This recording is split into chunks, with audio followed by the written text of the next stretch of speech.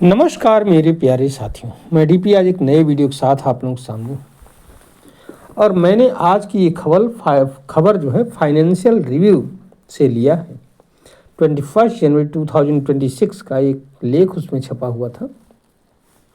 उसकी हेडिंग है कि the US market exodus could only just be starting strategists warn. ये आगे इस पर विस्तार से चर्चा करेंगे। इसी तरह की न्यूज़ कुछ छवि CNBC न्यूज़ में कि US market exodus code only just be starting. तो ये CNBC न्यूज़ में चल रही थी इसी फाइनेंशियल रिव्यू की रिपोर्ट।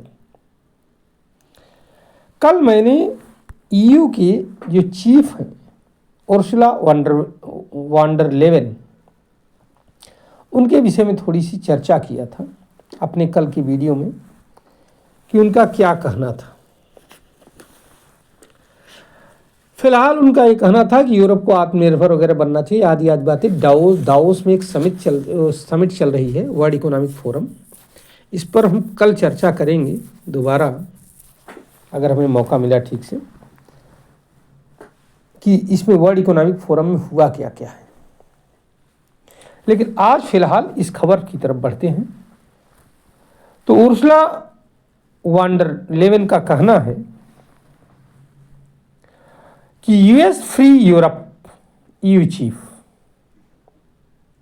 ठीक है। उन्होंने 1971 के निक्सन शॉक की चर्चा किया। आगे बताऊंगा अभी निक्सन शॉक है क्या चीज है। तो खबर यह है कि जनवरी 2026 को जब पोस्ट हॉलिडे के बाद में यूएस ट्रेजरी फिर से रीओपन हुई, तो उसमें बिकवाली का दौर रहा। जो लोग ट्रेजरी बिल खरीदते थे, असल में यूएस अपने मार्केट में पैसा जनरेट करने के लिए ट्रेजरी बिल जारी करता है, यूएस ट्रेजरी। तो उसको लोग खरीदते हैं और उस पर एक निश्चित उनको वो मिलता है, ब्याज मिलता है, ठीक। तो यूएस ट्रेजरी बिल की बहुत तेज बिकवाली, मतलब बेचा गया उसको, और इससे जो है यूएस को उस पर रेट ऑफ इंटरेस्ट बढ़ाना पड़ा। कहा भाई हम ज़्यादा ब्याज दे रहे हैं, आप खरीदिए इसको। और ये रेट ऑफ इंटरेस्ट ज़्यादा बढ़ाने का आलम ये रहा कि ये 4.93% तक गया, लगभग 5% हो गया, बढ़ाया गया। फिर भी ये ठीक से संभल नहीं पाया, बिक नहीं पाया, और बिकवाली का दौर वहाँ जारी रहा। सवाल ये पैदा होता है कि ये आखिरकार हुआ क्यों। तो इसका कारण जब खोजा गया, जो बड़े बड़े एक्सपर्ट्स थे, अलग अलग विचारधारा आई, उसमें ट्रम्प के द्वारा लिए गए स्टेप्स, चाहे वो टैरिफ को लेकर के हो, चाहे वो वेनेजुएला को लेकर के हो, चाहे वो ग्रीनलैंड के एनेक्सेशन की बात हो, ठीक है। इसके वजह से यूरोप जो है भड़क गया है उनके ऊपर। ट्रांस एटलांटिक ट्रेड वार शुरू होने की आशंका बढ़ गई है इससे। और एक बड़ा कारण है, ग्लोबल इन्वेस्टर जो है यूएस की तरफ से मुंह फेरने लगे हैं। ग्लोबल इन्वेस्टर में है कौन? या तो यूरोपियन है या एशियन है। एशिया में भी गिने चुने ही हैं। एक रे डेलियो, इनका ये कहना है कि जो संभावित कैपिटल वार से विदेशी खरीदारों का जो भरोसा है वो यूएस से कम हो रहा है।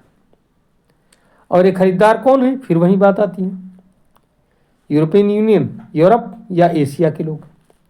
वो लोग क्या कर रहे हैं कि चूंकि वर्ल्ड जो है इसमें अस्थिरता के दौर से गुजर रहा है, लोग ये सोच रहे हैं कहीं ऐसा ना हो विश्व युद्ध छिड़ जाए। कंट्री सोच रहे हैं, सरकारें सोच रहे हैं, रोही हैं। तो वो लोग क्या कर रहे हैं, जो आम आदमी है वो पैसा निकाल करके अपना गोल्ड और सिल्वर में इन्वेस्ट कर रहा है। इसीलिए आप देख रहे हैं कि गोल्ड और सिल्वर के रेट बढ़ रहे हैं। एक कारण ये भी है कि चाइना ने प्रतिबंध लगा रखा है और अमेरिका ने प्रतिबंध लगा रखा है रेयर अर्थ मेटल इसको डिक्लेयर कर दिया गया है और तमाम इलेक्ट्रिक व्हीकल में यूज होता है, ये बात अलग है, लेकिन लोगों का भी निवेश इसमें बढ़ा है, इसलिए इन्वेस्टमेंट हो रहा है। यूरोपियन यूनियन ने अपना एक अलग राग छेड़ दिया है। क्या है? डेनमार्क ने कहा, हालांकि ये बहुत कम अमाउंट है, $100 मिलियन का ही है केवल, लेकिन डेनमार्क ने कहा कि हम अपने पेंशन फंड को,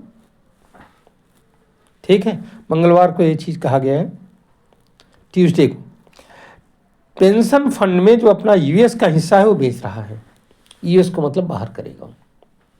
ये एक शुरुआत है, अभी बाकी लोग भी शुरू करेंगे। यूके, नॉर्वे, यूरोपियन यूनियन, इन सब यूरोपियन कंट्री का लगभग ये मान करके चलिए कि $12 ट्रिलियन के आसपास का निवेश है यूएस में। और अगर जो है टैरिफ का मामला हुआ, ग्रीनलैंड का मामला हुआ, अगर इसके वजह से यूरोप में असुरक्षा की भावना आई, पैनिक आया, तो ये सब अपना इन्वेस्टमेंट यूएस से खींचेंगे। और अगर खींचेंगे तो क्या हालत होगी? यूएस 1 मिनट के अंदर चरमरा जाएगा। चाइना इंडिया क्या कर रहे हैं, अब आप ये भी समझ लीजिए, इनका क्या रोल है। रसिया तो बेचारा कुछ कर नहीं सकता, उसको फ्रीज किया हुआ है। चाइना इंडिया कर रहे हैं कि नया यूएस ट्रेजरी बिल खरीद ही नहीं रहे हैं सब, और पुराने जो मेच्योर हो रहे हैं उनसे तुरंत पैसा ले ले रहे हैं। इससे यूएस को बहुत शॉक लगा। हर साल लगभग $300 बिलियन का लॉस हो रहा है यूएस को, हो रहा है या होगा आने वाले दिनों में, अभी तो शुरुआत हुई है। और इसी कारण से ट्रेजरी बिल में बिकवाली का दौर रहा और ब्याज को बढ़ाना पड़ा। अगर ब्याज इसी रेट से बढ़ता रहा तो क्या होगा? तो होगा क्या, ब्याज बढ़ाना पड़ा, कोई बात नहीं, लेकिन अगर ब्याज बढ़ता रहा तो यूएस को ज़्यादा पैसा इन्वेस्टर्स को देना पड़ेगा। पता लगा 10% तक पहुंच गया तो ये जो ट्रेजरी बिल का जो सिस्टम है, तो पूरा पूरा यूएस जो है बैंकरप्ट हो जाएगा। इतना कहाँ दे पाएगा वो? अच्छा, एक निक्सन शॉक है क्या चीज, ये भी जान लीजिए। 1971 का, असल में 1971 में एक घटना हुई। 1971 के पहले की हालत क्या थी, पहले इसको जान लीजिए। 1971 के पहले तक होता ये था कि यूएस ये कहता था कि आप डॉलर लेकर के आओ और सोना लेकर के जाओ, हम डॉलर के बदले सोना दे देंगे आपको, गोल्ड दे देंगे। लेकिन 1971 में निक्सन ने एक बार में बिना किसी से कंसल्ट किए डिक्लेयर कर दिया कि अब डॉलर ले आने पर आपको सोना नहीं मिलेगा भाई, डॉलर ले आने पर डॉलर मिलेगा या आपकी देश की जो करेंसी होगी उसको उस हिसाब से एक्सचेंज किया जाएगा, गोल्ड नहीं मिलेगा। और इससे यूएस और जापान को उसमें बहुत झटका लगा था। क्यों? क्योंकि उन्होंने सोने के बजाय जो है डॉलर को अपने पास रिजर्व में बहुत रखा था। आज वैसी ही कुछ स्थिति हो रही है। इसका मतलब यह हुआ कि यूएसए कभी भी अपने रूल्स को बदल सकता है और लागू कर देगा, बदल देगा और लागू कर देगा। जो उसके लिए ठीक लगेगा उसी तरह से वो लागू करेगा। और उन्होंने डायरेक्टली कहा कि हमें, किसने, ईयू की जो हेड है, अर्थात जो चीफ है उर्सुला वंडर लेयन ने, इनका एक कहना है कि यूएस के डॉलर पर से भरोसा हमें ज़्यादा नहीं करना चाहिए। नया ऑर्डर नए पार्टनरशिप से बनाना है। इसका मतलब क्या निकल रहा है? अब देखिए, हालांकि यूरोप ऐसा करेगा नहीं। अगर पूरे विश्व में सबसे ज़्यादा कोई दोगला है तो यूरोप, आप ये मान लीजिए। जो मजबूत होता है उसकी तरफ झुकता है।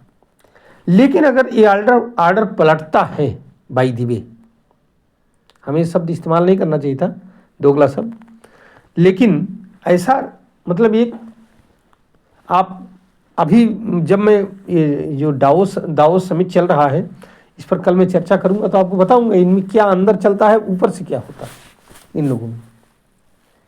तो नया ऑर्डर और नया पार्टनरशिप की अगर बात की जाए तो यहाँ जो है ब्रिक्स के साथ मिल करके ईयू कुछ नया करने वाला है।